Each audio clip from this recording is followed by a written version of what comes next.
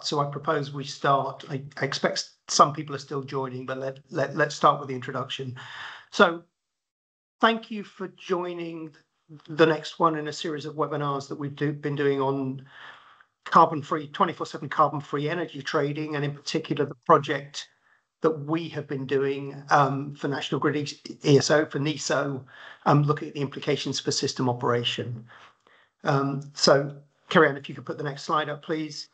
It's an innovation project under the NEA process for NESO, and it's a joint project between ourselves at AFRY, but also Granular Energy and Nord Pool. So you'll see the key members of the project team, or some of the key members of the project team there: Stephen Woodhouse, Kerry Ann Shanks from AFRY, who's the project manager, Sarah Bright, who's kind of the project sponsor at NESO, Toby Ferenci at Granular Energy, who's one of the instigators of the whole debate on 24/7 clean energy matching, and Jwalit Desu at Nord Pool, who are and as part of the project, and we'll have a bit of an update on that, we're also instigating, or have instigated, a pilot for how the trading might work, and so there'll be a bit of discussion on that later.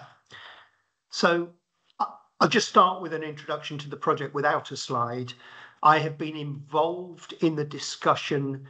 I was honoured to have been invited to an energy tag initiative as a senior advisor. I later learned that there were about 90 people, so it wasn't such an exclusive club, but it was really good discussion of the topics around how 24/7 clean energy matching could actually work. But I'm a kind of a market designer.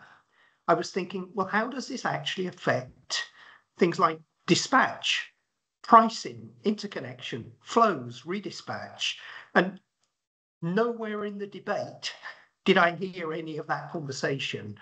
So it seemed to me that there was a really important discussion to be had about those kind of practical applications, because in the end, all of our dispatch and, at least within Europe, all of our flows across interconnectors are all determined by the spot energy prices.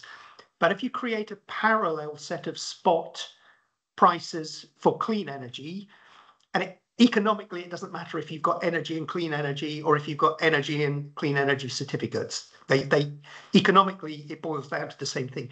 If you end up with two sets of spot prices, not one, what happens next? Does it start influencing dispatch behavior? And if it does, how? How do you get coordination?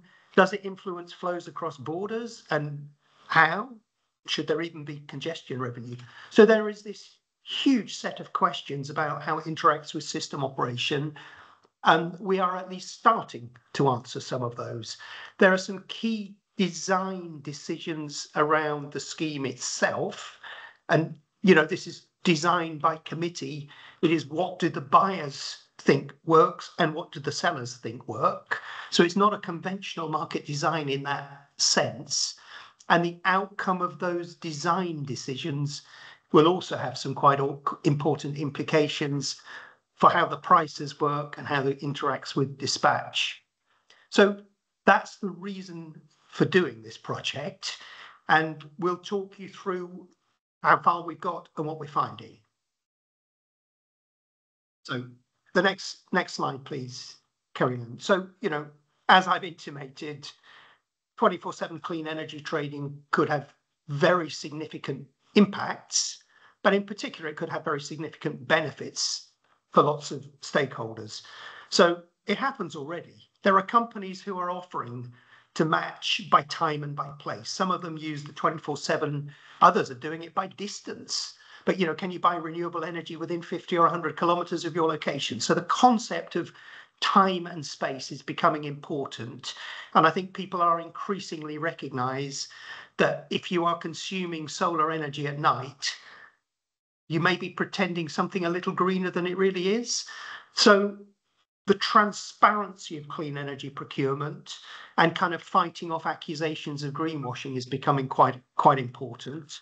But there does need to be a solid accounting and reporting process behind that, ideally feeding through to carbon accounting. if we get this right, we'll accelerate the decarbonisation of the grid because we'll be focusing incentives on effectively matching renewable supply with demand. And it should encourage both innovation, but also investment in the types of infrastructure and the types of flexibility that we need to run a zero carbon system.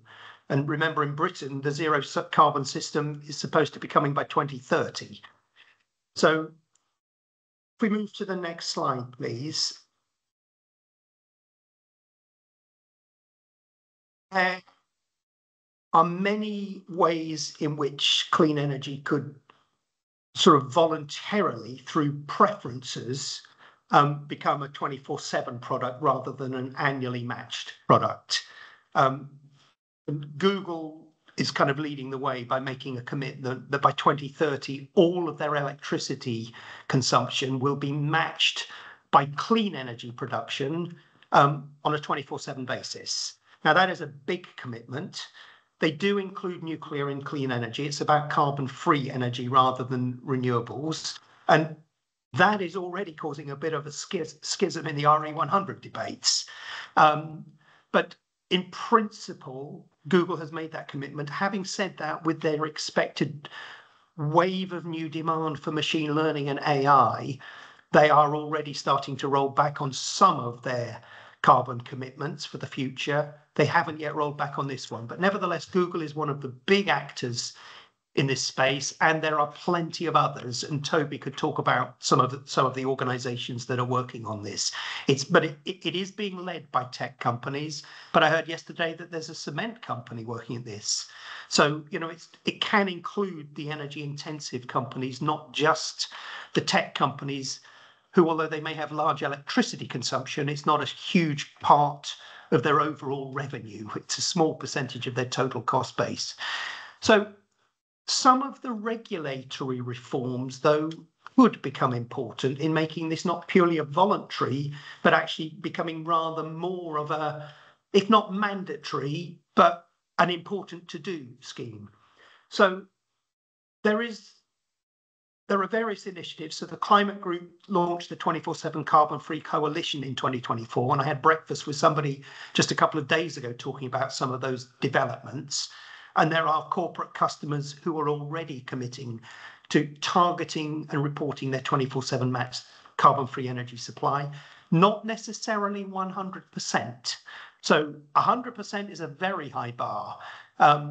Maybe not for a small number of companies, but if a lot of green consumers want 24/7 matching, that will be hard to achieve at 100% in the early years. So maybe we don't start with an expectation of 100%. So some retail companies are already showing the percentage of matching. And in particular, they're not necessarily procuring energy or storage in different patterns to improve the matching, but they're giving information to their customers on when they consume. So demand side response will be an important part of this world. That there are 24/7 green hydrogen standards in various countries that require 24/7 matching of clean energy production. Under REMA, there is a review of the UK certificates, and there's consideration being given to hourly certification. And Ofgem is considering that at the moment. We had a conversation with them a few days ago. The greenhouse gas protocol is being reviewed, and the way that scope 2 emissions, the way that you can use annual matching to say my electricity is carbon free, that is under review. And in future, it seems to me that 24/7 clean energy matching on your production could be one of the things that could give exemption from the EU's carbon border adjustment mechanism, whether that's for electricity imports to the EU or physical products. So there'd be some discussions there, but the 24/7 products seem to be an obvious thing to link to the CBAM. And the Climate Group is looking at the carbon accounting. So there are plenty of regulatory things which are in play, which could drive this forward quickly. So I'll hand over now to Kerry-Ann to talk about the project that we've been doing and the progress that we've made. Thanks, Stephen. So as Stephen mentioned, this is our third webinar. We had the first launching the project in May, the second completing the phase 1 analysis, which we had a webinar on that in July. We are now at the stage we're in phase 2. So in phase 1, we went to a bunch of market participants and got surveys, results. We did a lot of design work in phase 1. Now what we're trying to do is model a 24/7 market and run a trading pilot. Both of those things will be completed by the end of the year, and we should be ready to do a final presentation to as in a public forum in early 2025. The results of the webinars are on our project website. There's a link down there below, and I think that's been in the communication around this webinar too. And as Stephen mentioned, we're working with Granular Energy and Nord Pool, who are both going to present today, so I won't talk about what they're doing in the project. But what AFRY is doing is we are modelling how 24/7 carbon-free energy would impact the market, and we're looking at GB. And the way we are considering this is that we've split the energy system into two systems. So we have what we've called the brown system, and then we have a carbon-free system. And the model is very flexible, so we can choose what goes into a brown system. If you prefer your carbon-free definition to be nuclear-free or to be local or to be certain types of renewables, we can move assets between the two systems very simply and easily. We can model PPAs under this carbon-free 24/7 matching. And the way we model this is we say, well, when there's excess supply in the carbon-free system, then that can go into the brown system at no cost.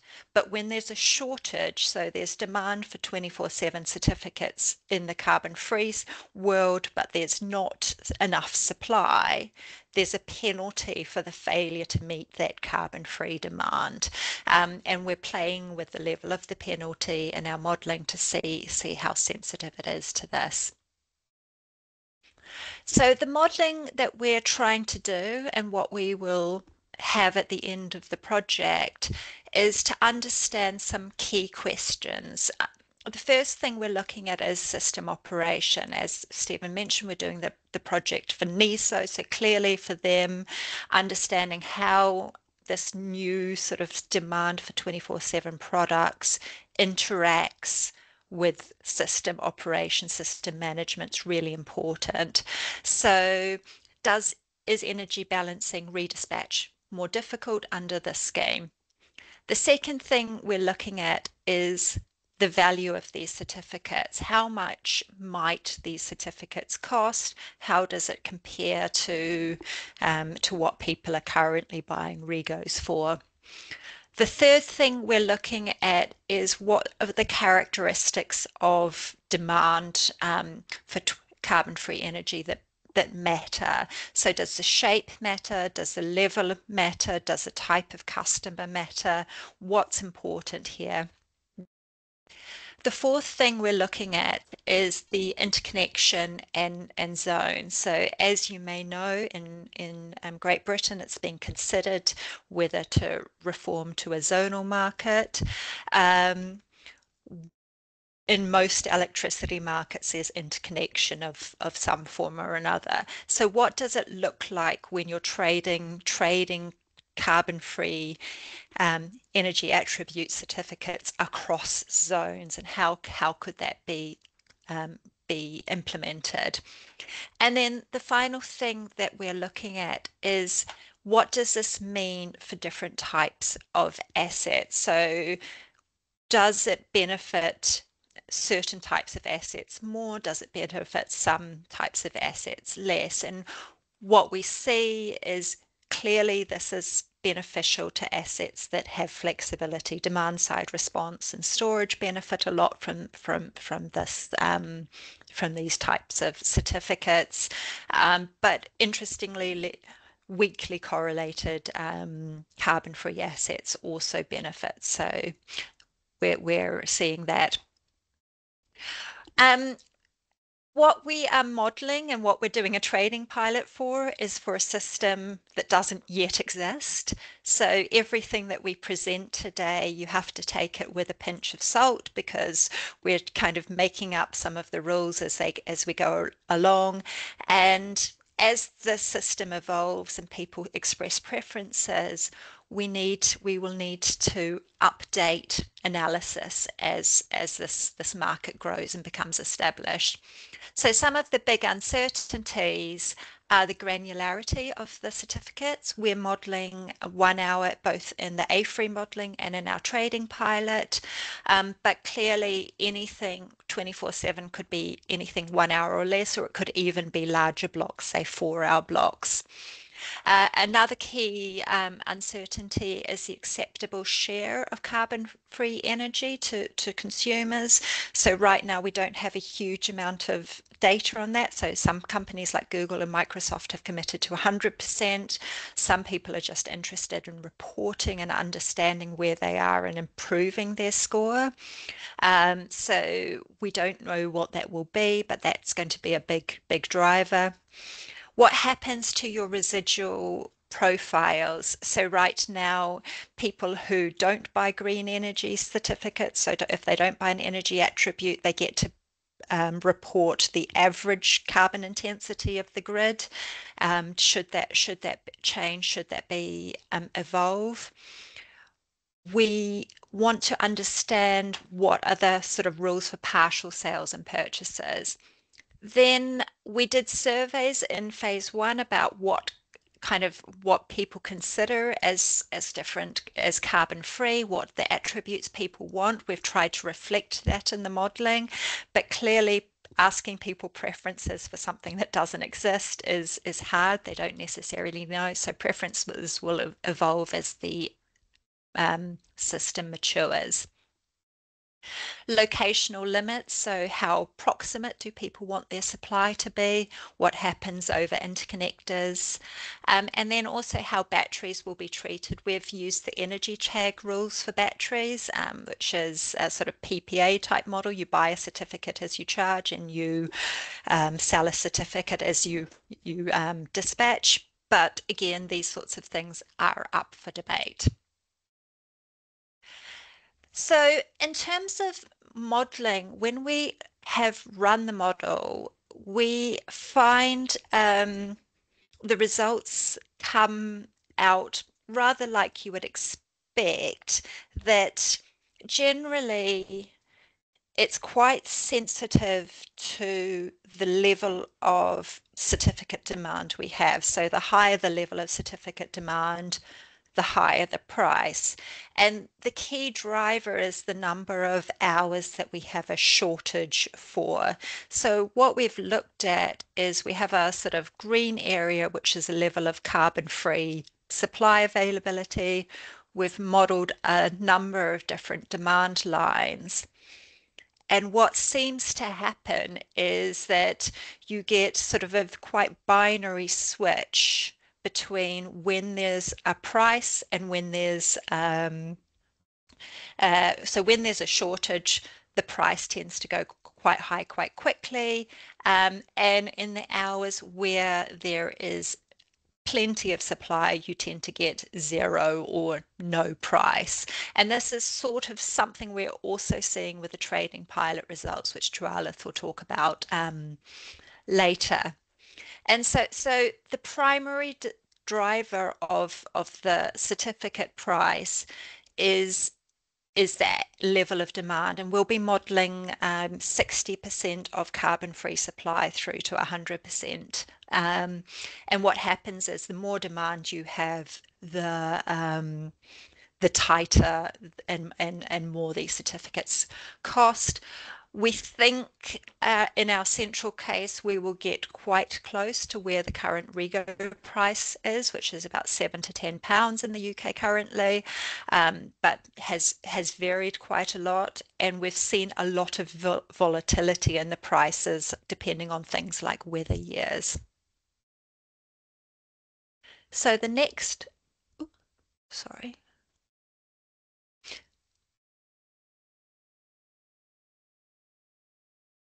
The next thing is that when we look at the price duration curve for these certificates, what we see is that most hours, and again, we're seeing this in the trading pilot, most hours do not have a price. So the price of most hours, there's plenty of carbon-free supply. So the price of these certificates will be zero. At times where you start to get a shortage, so where you're just close to the level of supply and demand, we'll start to see batteries operating differently. We'll start to see demand side response kicking in, and for that you start to get a positive price. And in the hours where there's just not enough carbon-free supply to meet demand, including changes in system operation, we tend to get to the penalty for non-compliance quite quickly. So it's like quite binary, your results. You have a curve depending on how tight the market is. You have a small percentage of hours with prices. And so the interesting thing about these results is it provides a very sharp price signal, which should benefit battery operators and people, consumers who have demand side response much more significantly than we see with just electricity prices alone. So when we put all the analysis together, we're generally seeing very helpful behaviors for system operation. So the first thing we're seeing from our modeling is that when carbon-free supply is abundant, certificate prices will be low or zero. So we don't expect there to be big increases in things like curtailment costs due to the introduction of this of the system. We would see this system providing a very strong signal to encourage storage and demand side response. So that really helps system operation and could reduce costs overall. And also it could reduce curtailment of renewable assets. And then finally, we're seeing investment in weakly correlated carbon-free assets benefiting a lot more. So when we're looking at in the UK, if you're a wind producer in the North Sea next to all of the other wind farms, your margins are going to be very little affected by this scheme. But if you're a storage operator or if you're producing renewable assets that have a different weather pattern to the norm, you're going to see a much more sort of investment incentives to do this. And that should create a more robust and secure electricity system over the long term. And just on the right-hand side, we've shown how this system would improve the margins of batteries. And what we're seeing is in our counterfactual system, we have a margin for batteries over time. And in the system with 24/7 certificates, the brown system gets a revenue, the greens or the carbon-free system gets a revenue, and overall in all time periods we're seeing an improvement in margins. Right, so that's a very whistle-stop tour of the modelling update. And I'm going to hand over to Dwalith to talk through the trading pilot results. Thank you, Kerry, and I hope I'm audible, and my connection could be a bit sketchy because I'm traveling, so excuse me for that. And hello and good afternoon to everyone. And since I just wanted to quickly say that I might not have the power to change the slides. So Kerry-Ann, if you could do that on my behalf, that would be amazing. Thanks. So for the ones who are not aware what Nord Pool does, here is a quick glance.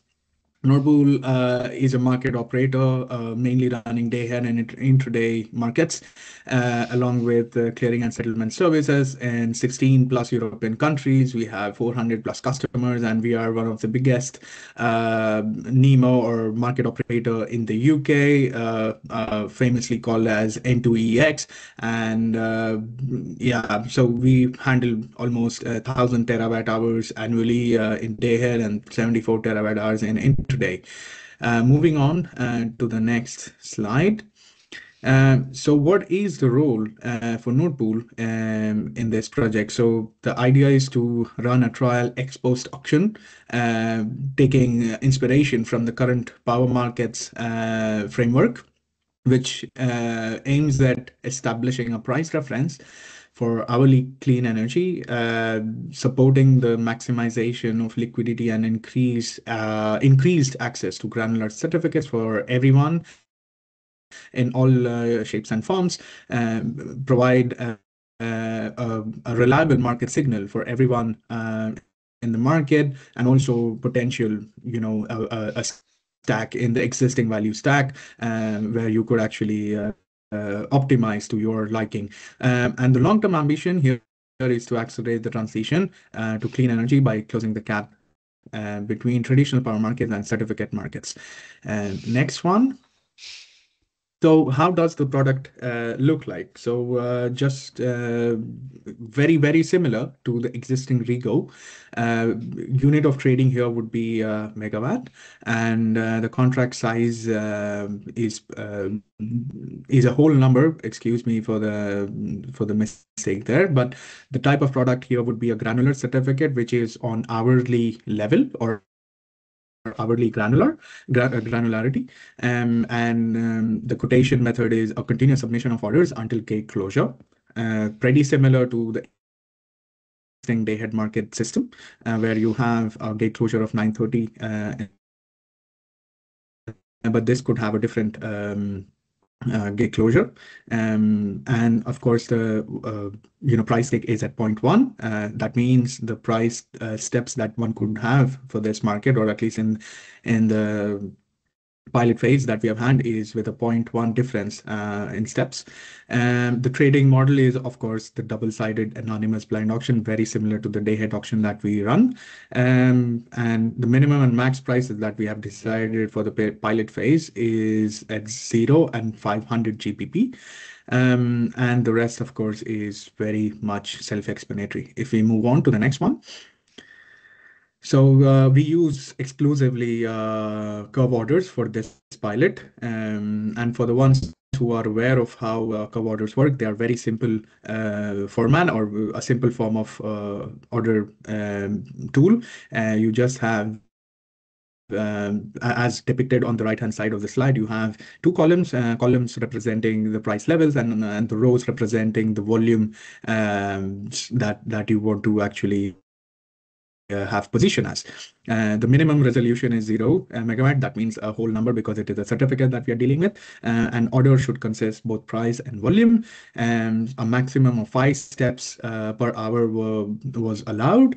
And the submitting of illogical orders is prevented. That means a descending order from the min price to max price is only allowed. Next one, please.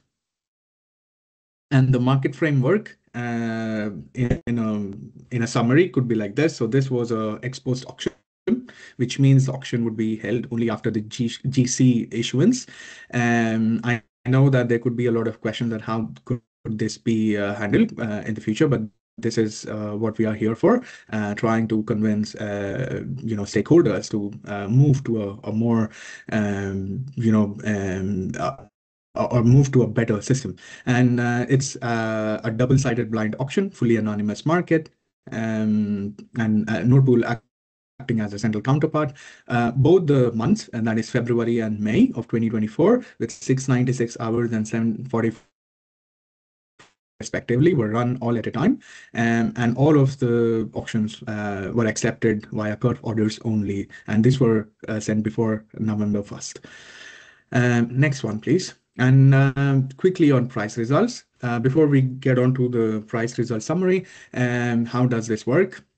So on a high level, this is very much similar to how power markets are organized.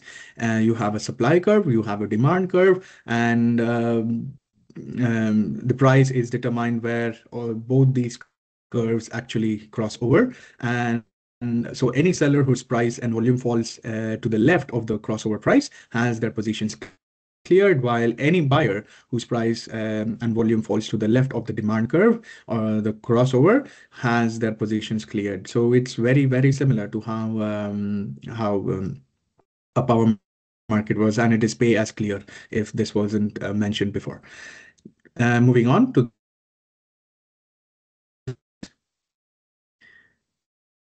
yes. So here is the high-level summary. The test period, as suggested before, was for 2 months, Feb 2024 and May 2024.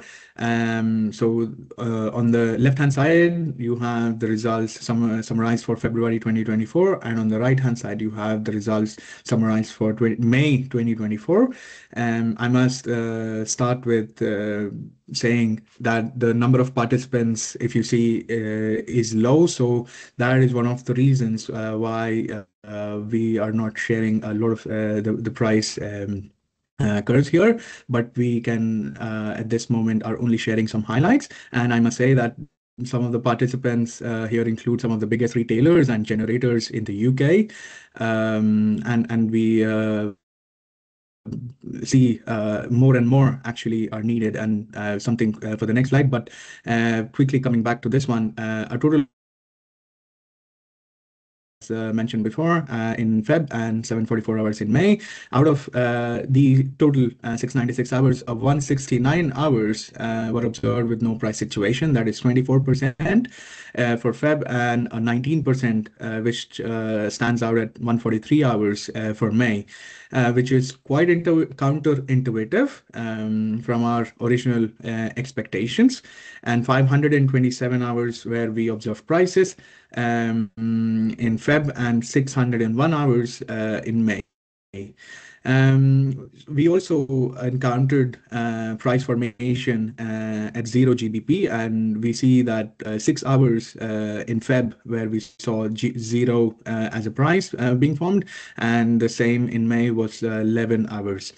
We observed 3 hours with max price situation. That means that 500 GBP was observed for 3 hours in February, and whereas in it was 18 hours where we saw 500 GBP as a max price. If I can maybe also give a different view on the normalized levels of prices for both the months, which have been very, very counterintuitive. In May, we see a peak or a max price situation was almost observed in the morning hours from 8 to 9 or 9 to 10, and low price situations was actually found or observed in the hours from evening around 19 hours or 20 hours or 7 to 8 p.m. Whereas in the month of Feb, to the surprise, had a high price situation in the middle of the day around 11 a.m. So these were quite interesting. But then again, as my colleague Kerry-Ann actually mentioned, that this needs to be taken with a pinch of salt. And I think the next slide is about what more can be done here. And these are some of our observations. As said, this is a very nascent product. We need more and more participation. We foresee that a more diverse mix of resources like solar, wind, biogas is required to have more realistic results. A second round of auction can be organized if the wider audience here today at this webinar is willing to participate in the trial auction, and one-to-one sessions for all participants to guide and advise about the participation can be organized. And we expect also to organize a separate webinar for our participants, our pilot participants, to have a deeper dive into the prices and price formation that we observed during the trading pilot session. And now I think I'm almost at the end. Now I would hand over the stage to my colleague Kerry Ann. Thanks. I think it's handing over to Toby actually, so I'll Toby, pass okay. pass it on. Great, thanks. Thank you, everyone. Great to be here. So yeah, just a quick intro to me and to Granular Energy. So I'm Toby, one of the co-founders of Granular Energy. We're a software company, and we provide software to participants in the energy market to enable them to manage their portfolios of what are generically called energy attribute certificates, or REGOs in the UK. And these are the instruments that are used to verify where the electricity has come from, and so they form the basis for any kind of renewable energy transactions or clean energy transactions. And we're currently working with lots of different energy companies in different countries. Yes, as Stephen mentioned in the beginning, we're also working with quite a lot of the energy suppliers in the UK to enable them to provide more transparent electricity tariffs. And that includes tariffs that provide this hourly matching, enabling customers of those suppliers to actually see where their energy has come from, down to the specific power plant and down to the specific hour, which is kind of the key basis of getting started on this 24/7 clean energy journey. If we go to the next slide, I don't need to spend much time on this because this has been really well articulated previously, and this is exactly what the modeling results have shown, that if you start to do this temporal matching, not only are you creating a more sort of reliable green claim, because you're matching generation to consumption in a specific time period rather than matching, for instance, solar from the daytime with consumption at nighttime. But it's also creating this driver, this price signal for behaviors and technologies that enable us to fully decarbonize the grid. Whatever technology can provide clean energy in the missing hours gets incentivized as people start to first measure their hourly matching score and then take actions to improve it. And so this is the basis of this trading pilot that we've been working on. I think the fundamental point, if we go to the next slide, about where we see this heading, and this is what I'll be covering, is sort of what are some of the implications of this and what are the next steps. But ultimately, over the long term, where we see this going is it's all about alignment between the way wholesale power markets work, which have been around for a long time, and in all developed energy markets, and with how these EAC certificates work, which have also been around for a very long time, very well established, but they're two separate systems today. One is already an hourly matching market, the power market. It just doesn't give you that traceability. You don't know whether you bought coal or solar energy from the market. And then you have this certificate market, which gives you that traceability, but is today based on annual matching. Now, you fast forward that to a world where you have these hourly or time-stamped energy certificates, and you bring these two systems at least into alignment. That we think brings a lot of value to the market, and it's the basis of this transaction is all about aligning power markets with the certificate markets. And what that means is you would also see alignment in terms of the different types of trading mechanisms and the different types of trading venues and products and services that you see in the power market. You will also start to see in the certificate market. And that's really what this trading pilot is all about. It's sort of replicating what we already do in the day-ahead power auction, but for these hourly certificates. And so if you look at how is the market structured today, nearly all businesses buy their electricity from an energy supplier. Unless you have your own supply license as a business, you're still dependent. Even if you have PPAs, you're still by and large dependent on an energy supplier to do the balancing for you, and to represent you in the power market. So we have the suppliers who are actually trading in the wholesale electricity markets, and then the generators are facing that market. We have a separate set of markets for certificates, which are generally largely bilateral, kind of brokered markets. But then if you introduce, so the question is, how do we get these markets going, and how do we create the right price signals to actually enable storage operators to start generating more revenues, or for more incentives to come through for things like demand response or clean firm generation.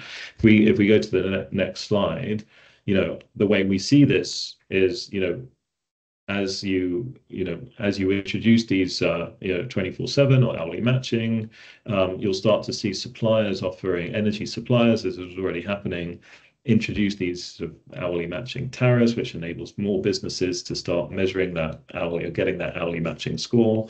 And then battery operators can start to work with those suppliers to help improve the matching scores within those hourly match tariffs.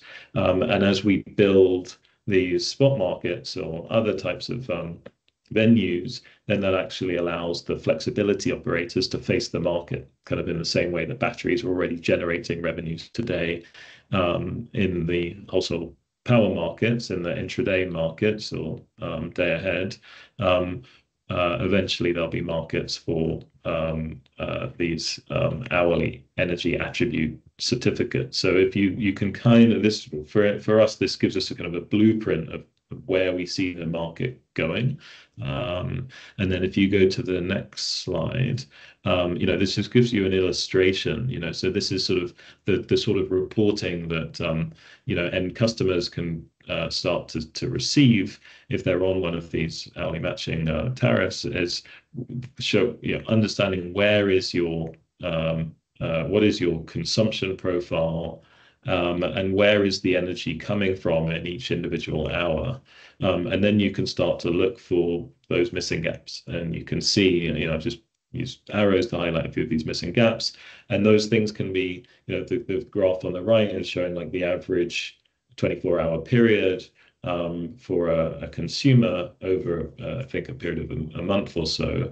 And what you can see is, because of there's a lot of solar in that as being purchased on behalf of that customer, there's opportunities to shift more consumption to the middle of the day where there's a lot of solar available, and to reduce consumption in the through the night, to be better matched, and that would improve the overall matching score. So you can kind of see how these certificates, this whole process creates these additional revenue streams. Batteries could also be used to fill in those gaps by storing these, charging on renewable energy, cancelling the certificates and putting them back on the market when they're in short supply, and then being reallocated to an end customer. But it's going to be a gradual process. So if we go to the next slide, we see a whole range of different trading venues, markets, services evolving around this whole concept of 24/7 clean energy. Some of these things, it's not going to be an overnight transition, obviously, and some of these things really do require individually tradable hourly certificates, which are can be verified. And so the spot market that we're working with Nord Pool, that's one type of auction design that would really benefit from these time-stamped energy certificates. Those are coming. There are several countries in Europe that are planning to issue official hourly certificates from the issuing body next year. So this will be really interesting to kind of demonstrate. But in the meantime, there are things that can be done even without waiting for the existing underlying energy attributes to change. So in the UK, obviously, Ofgem is the issuer of REGOs and will take some time, even though we're having good engagement with the relevant stakeholders, will take some time to introduce the hourly timestamp. There are some things that can be done. Hourly matching tariffs is one, which is already kind of being well adopted. This is a way to basically introduce metering without hourly certificates, introduce metering data to those monthly certificates from the Ofgem registry. But you can also do, maybe just go to the next slide, two other things that we're working on, which are really here and now, are enabling the trading of shaped EACs or shaped REGOs. So these are traditional monthly REGOs that come with the metering data, that come with the right to the generation shape from the generator, and also come with the right to claim the benefit of that shape, so they can be used in, for instance, an hourly matching tariff. And this actually does create an additional value source of revenue for energy generators. And this is possible today, and we're actually working on the first transactions now. And then we're also working on, by following some international standards around the methodology for this, showing how storage can be used to improve the hourly matching scores and therefore reduce the consumption from end consumers. So these are two things that we're working on, which can bring additional revenues to electricity generators and storage operators. So please just do get in touch. I'll put my if you don't have that, put my contact details in the chat. Yeah, and we also, as Raled said, there's still an opportunity to participate in the auction with Nord Pool that we're doing. So if you didn't get a chance to participate in the first round, please get in touch. We'd love to have some more participants for the second round. Yeah, thanks so much. I'll stop there. I know we've got a couple of questions. I think we can just maybe Stephen to wrap up and facilitate some Q&A. I think there's been a good interaction and questions through the chat, through the session, and then also we had some in advance that we'll get to. And we've had a pretty good discussion. I don't intend to rehash it. So I think the gist of it is that whether it's hourly or half hourly or 15-minute, whatever, 24/7 is kind of a tag. Shorter energy attribute certificates are definitely coming. They can be implemented in parallel with annually matched certificates, and actually the interaction between those two schemes is going to be quite important in looking at the price behavior. The market is evolving already, and the things that all actors can do today. And I would go further and say there are some real, probably first mover advantages in this space.